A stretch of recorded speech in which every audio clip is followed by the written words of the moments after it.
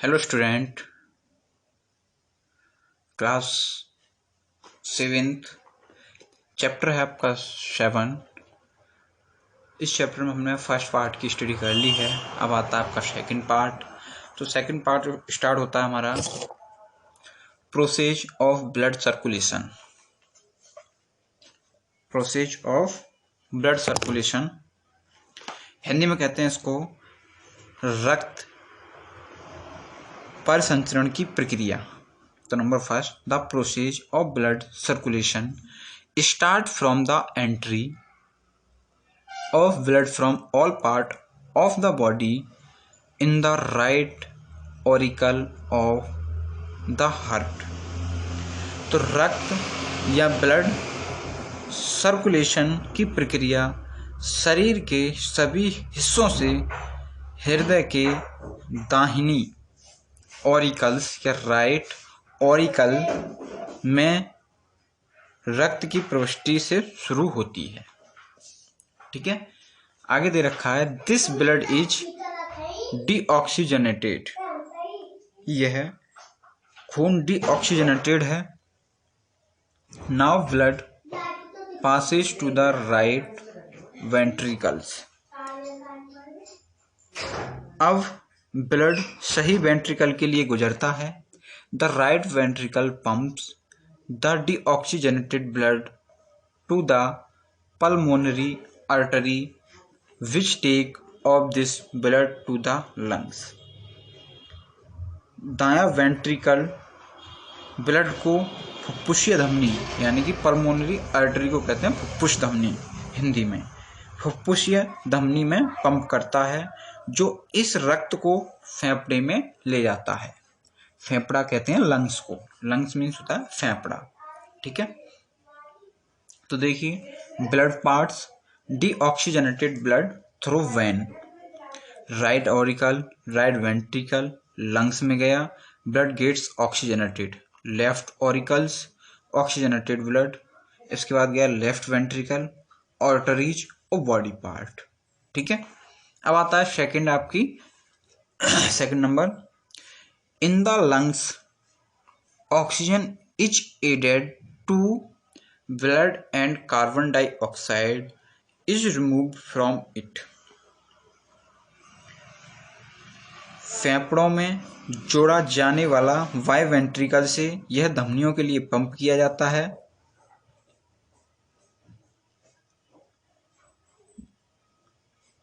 In the lungs यानी कि फेफड़ों में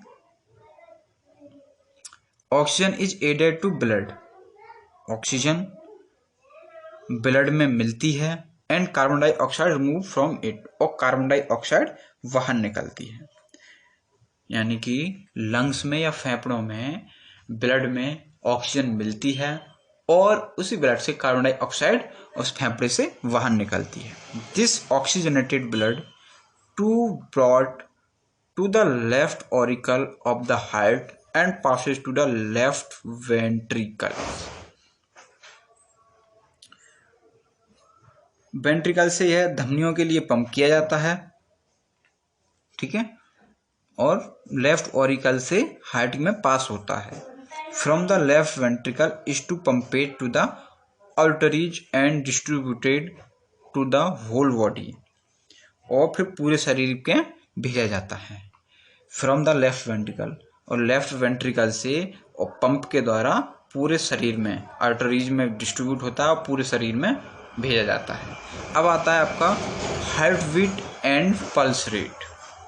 हार्ट बीट कहते हैं धड़कन को, और पल्स रेट कहते हैं, इसको बताऊं तो नब्ज, जो हम हाथ में यहाँ पर देखते हैं ना, डॉक्टर लोग पकड़ते हैं जो उछलती है हल्की हल्की, उसी को कहते हैं हम pulse rate. Okay student, study करते हैं इसकी। We have learn that our heart has two auricles and two ventricles। तो वी हैव लर्न, यह हम सब लोग जानते हैं कि हमारा हृदय दो ऑरिकल्स और दो वेंट्रिकल्स रखता है। हमारे हृदय के पास दो ऑरिकल्स और दो वेंट्रिकल्स होते हैं। Auricles and ventricles of the heart contract alternatively first both auricles contract and then the ventricles.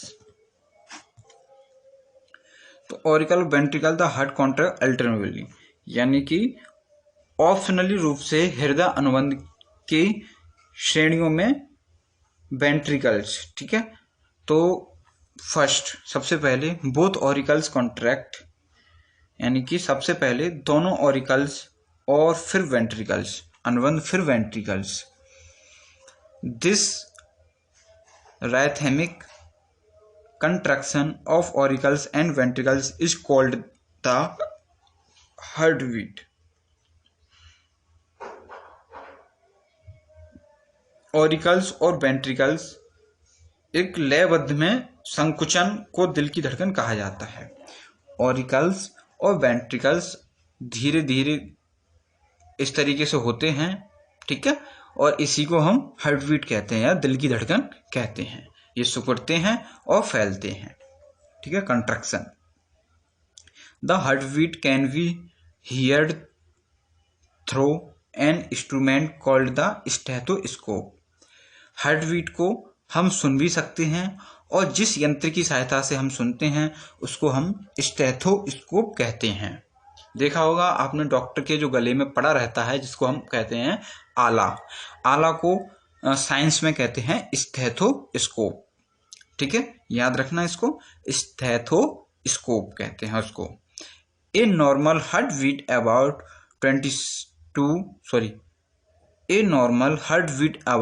72 to 80 times per minute. साधारण हार्ट बीट एक मिनट में 72 से 80 बार होती है, ठीक है। हमारा हृदय नॉर्मल 72 से 80 बार एक मिनट में धड़कता है, ठीक है। आगे है when ventricles pump blood into arteries the arteries feel pressure. जब वेंट्रिकल्स में ब्लड पंप होती है तो आर्टरीज प्रेशर को फील करती हैं, तो धमनियाँ दबाव महसूस करती हैं। आर्टरीज मीन्स होता है हिंदी में धमनियाँ, आर्टरीज प्रेशर को महसूस करती हैं। व्हेन वेंट्रिकल रिलैक्स, जब वेंट्रिकल्स आराम करते हैं, pressure on the arteries reduce, तो प्रेशर को ये छोड़ती हैं, तो धमनियाँ दबाव को कम हो जाता है। Thus arteries feel a rhythmic pressure and relaxation. इस प्रकार आर्टरीज एक लगातार दबाव और विश्राम महसूस करती हैं, ठीक है। दबाव जब महसूस करेंगी जब उसमें पंप होकर ब्लड जा रहा है, और जब चला जाता है तो थोड़ा वो रिलैक्स महसूस करती हैं, ठीक है। This creates a throbbing in the arteries with each heart beat, this is called the pulse. This creates a throbbing. इस प्रकार या प्रत्येक दिल की धड़कन के साथ धमनियों में एक थ्रोबिंग बनता है, दिस इज कॉल्ड पल्स, और इसी को हम पल्स कहते हैं, ठीक है, या इसी को हम पल्स कहते हैं। This can be best failed in the neck and the wrist. This can be best field, हम इसको सबसे अच्छी तरीके से फील कर सकते हैं गर्दन से और व्रिस्ट, व्रिस्ट मीन्स कलाई, यहाँ से, ठीक है, या तो हम यहाँ से महसूस कर सकते हैं या गर्दन से कान के पास से, ठीक है। The rate of the both heart beat and pulse per minute is the same. The rate of both heart beat and pulse rate per minute is the same. Heart beat और पल्स रेट दोनों same या pulse ये same होते हैं, एक मिनट में 72 बारी होते हैं, ठीक है। अब आता है नेक्स्ट आपका नेक्स्ट पेज। नो मोर का मतलब है अधिक जानिए। द मिराकुलस हार्ट, यानी कि चमत्कारी हृदय। The heart can continue to pump even after separating from the body if it gets sufficient supply of oxygen। Oxygen की पर्याप्त आपूर्ति होने पर शरीर से अलग होने के बाद भी हृदय पंप करना जारी रखता है।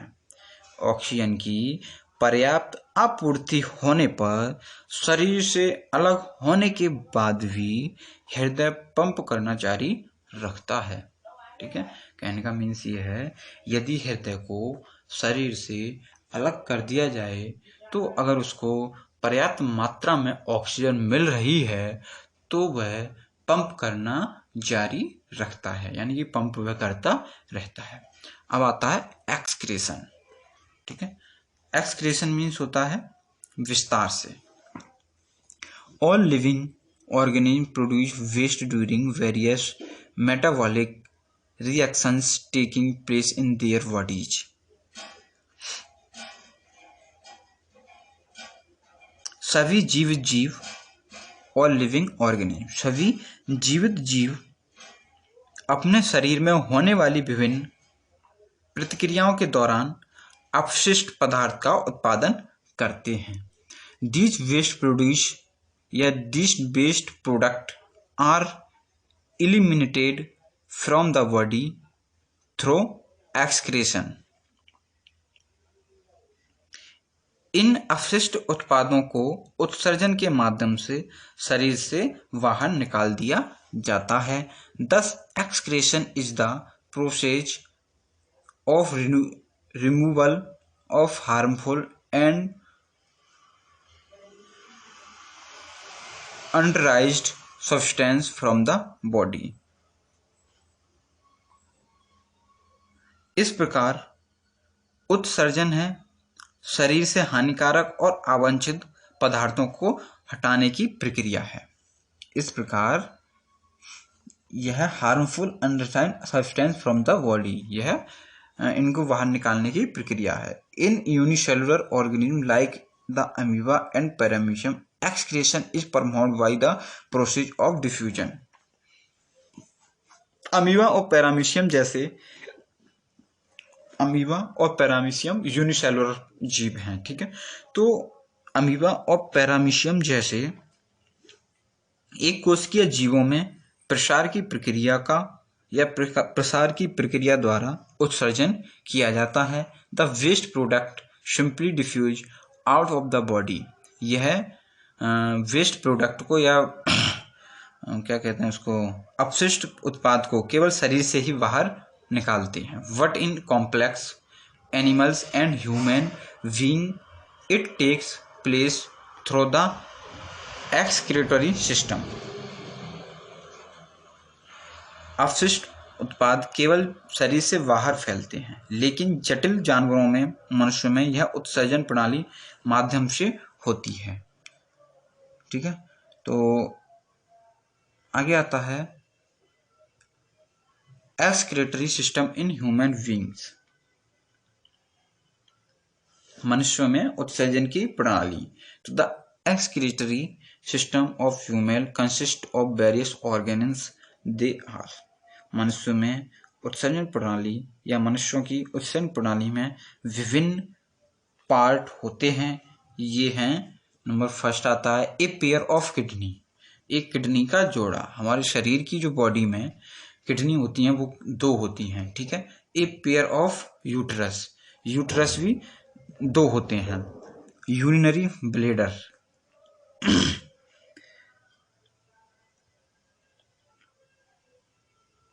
और आता है आपका यूरेथ्रा। ठीक है, तो यूरिनरी ब्लैडर होता है यूरिन वे और यूथ्रा। ठीक है, ये भी होता है। तो किडनी, सबसे पहले हम पढ़ेंगे किडनी को। There are 2 kidney present in a human body. Human body में 2 किडनी पाई जाती हैं। Kidney are bean shaped organs, यह सेम के बीज के आकार की होती हैं। सेम का बीज देखा, सेम। ठीक है, bean shaped. They are located on either side of backbone above the waist. हमारी यह उपस्थित होती हैं बैकबोन, यानी कि पिछले रीढ़ की हड्डी के साइडों में। ठीक है, पिछले हिस्से में रीढ़ की हड्डी के साइडों में होती हैं। Each kidney is composed of several small externally unit called nephron. Kidney nephron से, छोटे छोटे नेफ्रॉन से मिलकर के बनी है। किडनी की जो यूनिट है उसको हम नेफ्रॉन्स बोलते हैं। Nephrons are tube like structure that remains in a coiled form. Nephron एक ट्यूब लाइक संरचना का बना हुआ होता है, कोल्ड के टाइप का बना हुआ होता है। There are about 1 million nephron in a kidney. एक किडनी में 1 मिलियन यानी कि 1 मिलियन नेफ्रॉन होते हैं। The main function of the kidney is filter blood. Kidney का मुख्य कार्य ब्लड को साफ करना है या फिल्टर करना है। Human kidney are about 4.1/2 inches in size and 4 to 6 ounces in weight. Human की जो किडनी होती है वह 4.5 इंच की होती है साइज में और 4 से 6 ऑन्स वजन होता है। They have a higher blood supply than the heart और the lungs. They have higher blood, यह है lungs heart supply the them, यह फेफड़ों के बाद सप्लाई करता है, ठीक है, ब्लड को। अब आता है ureters. Tube like structure that arise from kidneys are called uterus या यूरेटर्स। किडनी से जो ट्यूब लाइक जो गया है उसी को हम यूरेटर्स कहते हैं। जो किडनी से ये निकल रहा है, ठीक है, इसको बोलेंगे हम यूरेटर। ये लिखा हुआ है, ठीक। ये हमारी रीढ़ की हड्डी दिखाई है, ये वेना कॉव है, ये अरोटा है, ये रीनल वेन है, ये रीनल आर्टरी है, ये है हमारी किडनी, ठीक है। दोनों ये किडनी है सेम के बीज की तरह। और ये है यूरेटर, ठीक, जो गया है यूथ्रेका के लिए, यूथ्रा और ब्लेडर के लिए, ओके। अब आता है आपका these are also present in pairs. यह जोड़े में उपस्थित होते हैं। Ureters carry urine from the kidney to urinary bladder. इसका जो कार्य है वह किडनी से यूरिन को ब्लेडर तक पहुंचाने का। इसका यूरेटर का जो कार्य है वह किडनी से यूरिन को पहुंचाने का है ब्लेडर तक, ठीक है। सीधी सी भाषा में बोले तो किडनी का कार्य है खून से गंदगी छानकर पेशाब के रूप में बाहर निकालना, ठीक है। तो अब यहाँ से हम किडनी का जो है वो खून से गंदगी छान ली और वो गंदगी को इसमें भेजते हैं, ठीक है, पेशाब की थैली के लिए। ओके स्टूडेंट, अब नेक्स्ट आगे पढ़ते हैं।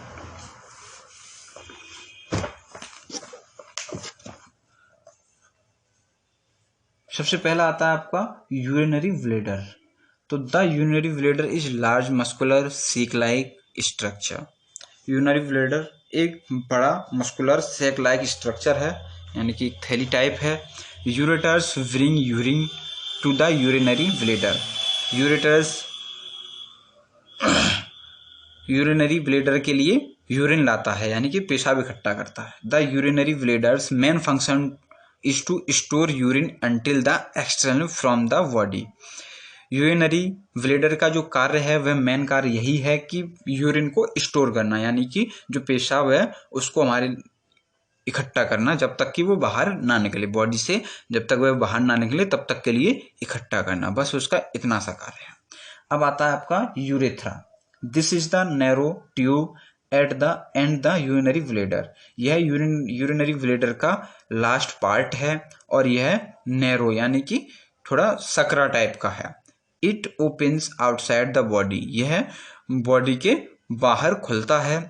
It extracts the urine out of the body. और इसी से पेशाब बाहर निकलता है। ओके स्टूडेंट, अब आगे आते हैं हमारे प्रोसेस ऑफ एक्सक्रीशन। एक्सक्रीशन कैसे निकलते हैं बाहर, ठीक है, इसकी क्या प्रक्रिया होती है तो इसमें पढ़ेंगे हम आगे। तो the renal arteries bring blood into the kidneys, ठीक है। तो इसका मतलब है रीनल आर्टरीज, गुर्दे की धमनियां गुर्दे में रक्त लाती हैं, धमनियां कहते हैं नस को। Nephron present in the kidney filter this blood.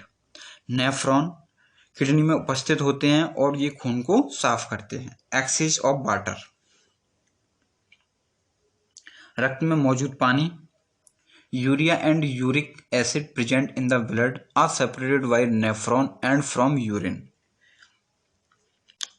तो गुर्दे में मौजूद नेफ्रॉन रक्त को फिल्टर करते हैं। रक्त में मौजूद पानी, यूरिया और यूरिक एसिड के अतिरिक्त नेफ्रॉन और यूरिन द्वारा अलग हो जाते हैं। नेफ्रॉन द्वारा यूरिन से अलग हो जाते हैं। ठीक है, तो purified blood again gets mixed in the main circulatory system through the renal vein that emerge out of the kidney. गुर्दे से निकलने वाली रीनल नस के माध्यम से शुद्ध रक्त फिर से मुख्य संचार प्रणाली में मिल जाता है। ठीक है, फिर से ब्लड क्या होता है, साफ होने के बाद किडनी और नेफ्रॉन उसको साफ करते हैं और वह फिर से साफ होने के बाद उसी ब्लड में मिल जाता है। यूरिन 95% वाटर होता है यूरिन में। देखिए, यूरिन का मतलब होता है, हिंदी में कहते हैं यूरिन को पेशाब। ठीक है, तो पेशाब में 95% वाटर होता है, 2.5% यूरिया होता है, 2.5% यूरिक एसिड होता है और some salt of the harmful of the body, और कुछ साल्ट होते हैं। ठीक है, आगे आता है from the kidneys. From the kidneys the skin also from the kidney urine passes through the ureters and gets stored in the urinary bladder for removal.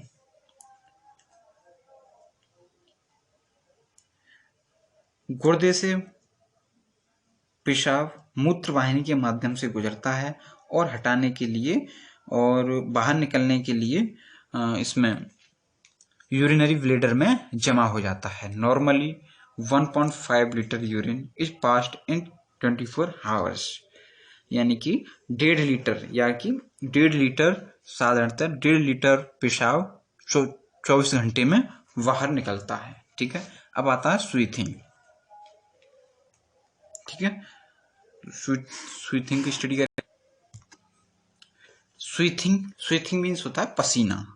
ठीक है, तो apart from kidneys the skin also plays an important role in eliminating waste from the body. Some glands called sweat glands. Sweet glands kidney से निकलने वाली त्वचा या शरीर से अपशिष्ट पदार्थों, अपार्ट फ्रॉम किडनी से निकलने वाली। द स्किन आल्सो प्लेज, ये स्किन शरीर से अपशिष्ट पदार्थों को खत्म करने में महत्वपूर्ण भूमिका निभाती है। किडनी की तरह ही या किडनी के जैसे ही स्किन भी बहुत इम्पोर्टेंट होती है वेस्ट पदार्थ को बॉडी से बाहर निकालने के लिए। सम ग्लैंड्स, कुछ ग्लैंड्स होती हैं या कुछ ग्रंथियां होती हैं जिनको हम कॉल्ड स्वीट ग्लैंड्स, जिनको हम पसीने की ग्रंथियां कहते हैं। ठीक है, स्वीट मीन्स होता है पसीना ग्लैंड। ठीक है, are present in the skin gland, जो स्किन में प्रेजेंट होती हैं। Glands are sac-like structure that secrete certain kinds of fluid.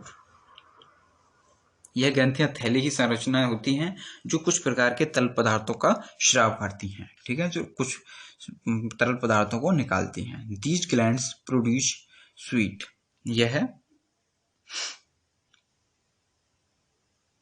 ये ग्रंथियां पसीना उत्पन्न करती हैं। Sweat help to eliminate excess water, urea and salt from our body.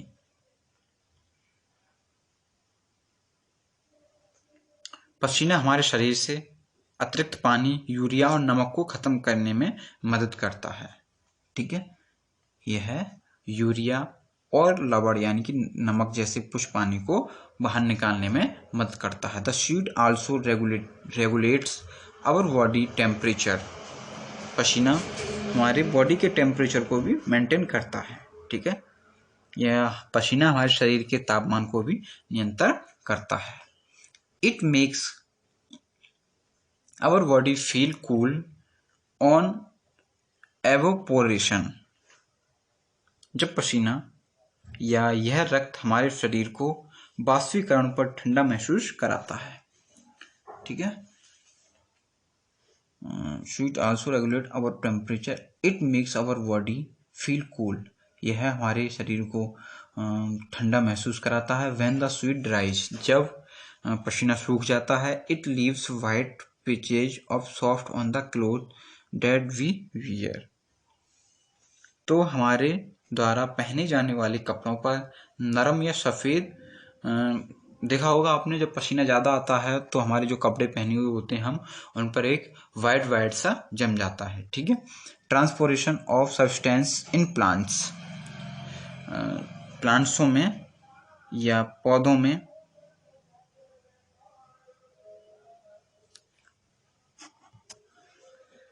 just like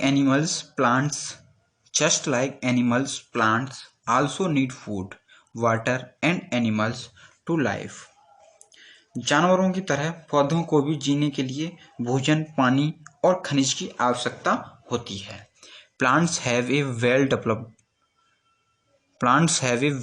developed transport system to transport food, water and minerals to different parts of the plant।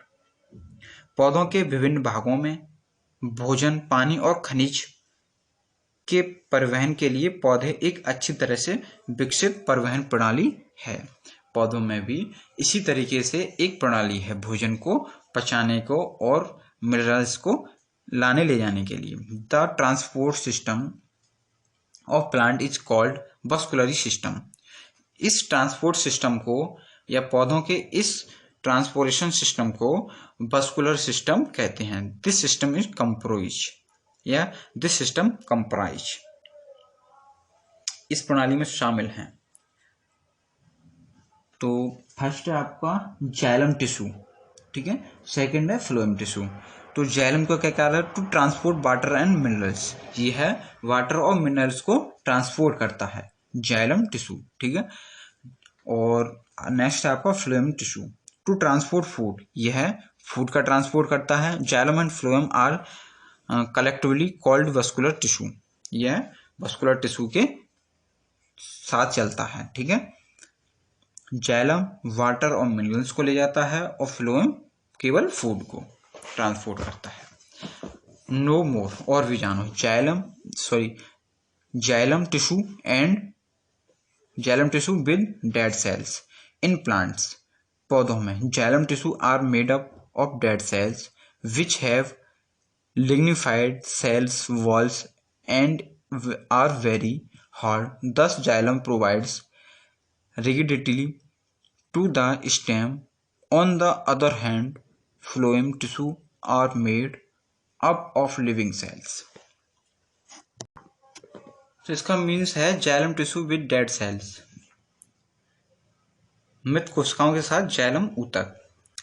In plants, पौधों में xylem ऊतक मृत कोशिकाओं से बने होते हैं, ठीक है, डेड सेल्स से बने हुए होते हैं और जिनकी कोशिका भित्ति होती है और बहुत कठोर होते हैं। इस प्रकार जाइलम प्रोवाइड रेगुलरली। इस प्रकार जाइलम स्टेम को कठोरता प्रदान करता है और दूसरी ओर फ्लोएम ऊतक जीवित कोशिकाओं से बने हुए होते हैं। Phloem tissue made of living cells, और ये जीवित कोशिकाओं से बने हुए होते हैं।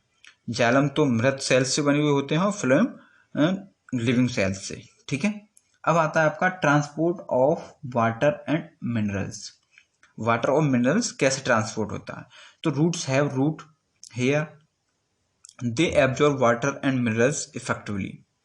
रूट्स हैव रूट हेयर, जड़ अपने जड़ के हेयर रखती है, जैसे ये जड़ है और ये जो फैले हुए हैं इसमें जमीन में, ये इसके हेयर कहलाएंगे, रूट हेयर कहलाएंगे। ये है मिट्टी से मिनरल्स और पानी को सोखती है, एब्जॉर्ब करती है, अवशोषित करती है।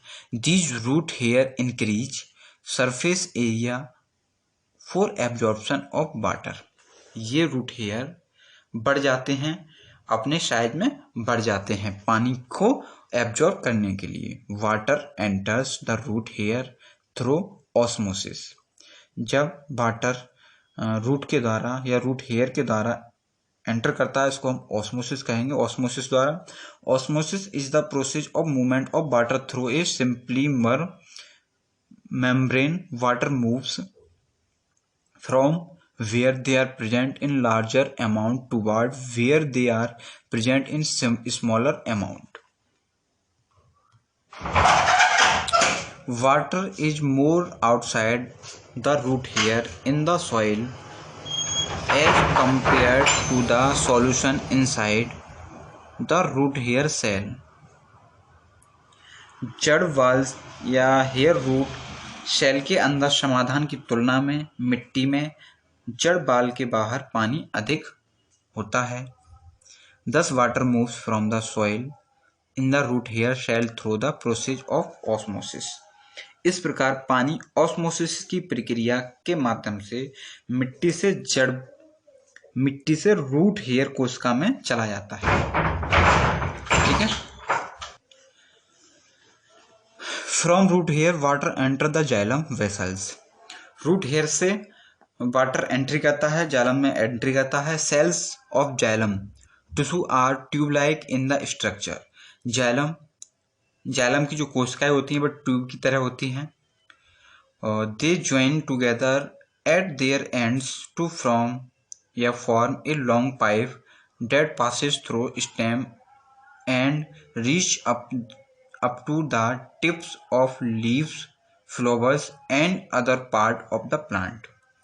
ये जुड़ी हुई होती हैं, इनका जो हिस्सा होता है वह जुड़ा हुआ होता है लॉन्ग पाइप से। That passes through the stem, जो स्टेम के द्वारा जाता है पत्तियों में और फूलों में। ठीक है। Transport of water and minerals is termed as ascent of sap, और यह वाटर को पत्तियों तक और फूलों तक पहुंचाती हैं। ठीक है। तो आगे दे रखा है the ascent sap takes place due to suction force caused by transpiration in the process through which leaves remove excess water of the plant in the form of water vapour. तो इसका मतलब है प्रक्रिया में ट्रांसफॉरेशन कहते हैं बाष्पोत्सर्जन को।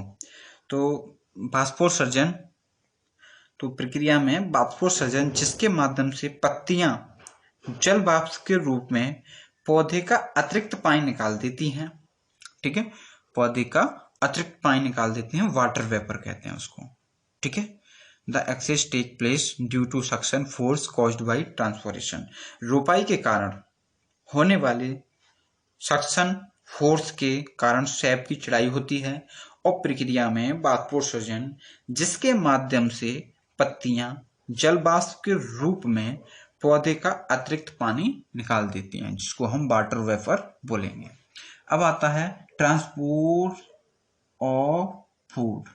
भोजन का ट्रांसपोर्ट कैसे होता है? तो the process by which the food manufactured in leave it transported to all part of a plant is called translocation. The process by which यह प्रक्रिया फूड मैन्युफैक्चरिंग इन लीव, यह प्रक्रिया में फूड जो बनता है वह पत्तियों में बनता है। इस transported all part of A plant, और इसमें पौधे के सभी भागों में पहुंचाया जाता है। ठीक है। जिसको हम ट्रांसलोकेशन कहते हैं। ट्रांसलोकेशन द्वारा या ट्रांसपोर्टेशन द्वारा पौधे के प्रत्येक भाग में भोजन पहुंचाया जाता है, और भोजन जो बनता है वह पत्तियों में बनता है। Next page.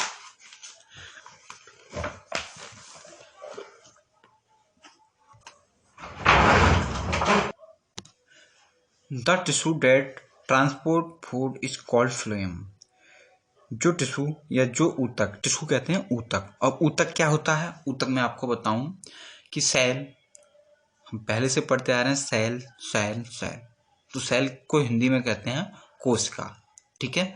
बताई थी मैंने आपको, functional and structural unit of human body.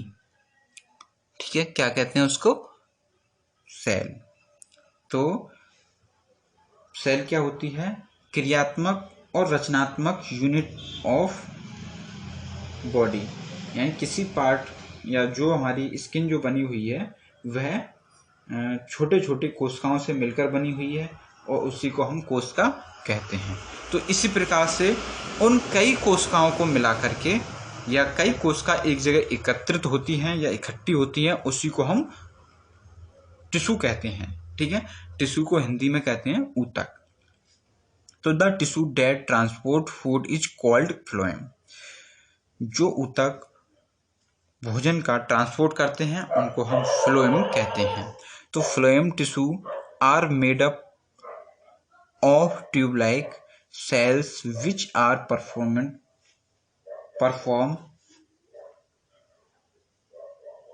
Eight the ends. तो फ्लोएम ऊतक ट्यूब जैसी कोशिकाओं से बने हुए होते हैं जो छिद्रों या छिद्रों में छिद्रित होते हैं। ठीक है, छिद्र होते हैं इसमें। These cells are called sieve tubes। इन कोशिकाओं को छलनी ट्यूब भी कहा जाता है। sieve मीन्स होती है छलनी। They join each other end to end and from long tubes। वे एक दूसरे से जुड़ते हैं, अंत तक समाप्त होते हैं और लंबी ट्यूब बनाते हैं। Food is transported through these tubes. The transportation may be in all direction. Phloem tissue is present along with the xylem. इन ट्यूबों के माध्यम से भोजन पहुंचाया जाता है। परिवहन सभी दिशाओं में हो सकता है। ठीक है, और phloem tissue is present along with the xylem. और फ्लोएम ऊतक जाइलम के साथ मौजूद होते हैं। अब ये टेबल दे रखी है, difference between transport of water and minerals and food in A part. यानी का मीन्स ये है पौधे में पानी और खनिजों और भोजन के परिवहन के बीच अंतर। तो नंबर 1 यहाँ पर सीरियल नंबर दे रखे हैं, transport of water and minerals, water और मिनरल्स और ट्रांसपोर्ट और फूड। ठीक है, तो it takes place through xylem tissue और it take place phloem tissue. तो वाटर और मिनरल्स को ले जाता है जाइलम और फूड को ले जाता है phloem. Conduction of water takes phloem in upward direction और conduction food takes place in all direction. Food all direction में जाता है और वाटर अपवर्ड यानी कि ऊपर की तरफ जाता है। Transpiration help in conduction of water और transportation does not play any role it. इसमें ऐसा कोई रोल नहीं होता है और इसमें वाटर का कंडक्शन होता है। It process terminate ascent sap और this process is terminate translocation. ठीक है, इसको असेंट शेप कहते हैं और इसको ट्रांसलोकेशन कहते हैं। अब आता है ट्रांसपायरेशन यानी कि बाष्पोत्सर्जन। तो we have already learn that leaves loss excess water in the presence of sunlight as water vapour through the stomata. We have already learn, यह हम सभी लोग पहले से ही जानते हैं कि पत्तियों से वाटर का लॉस होता है या पत्तियों से वाटर निकलता है।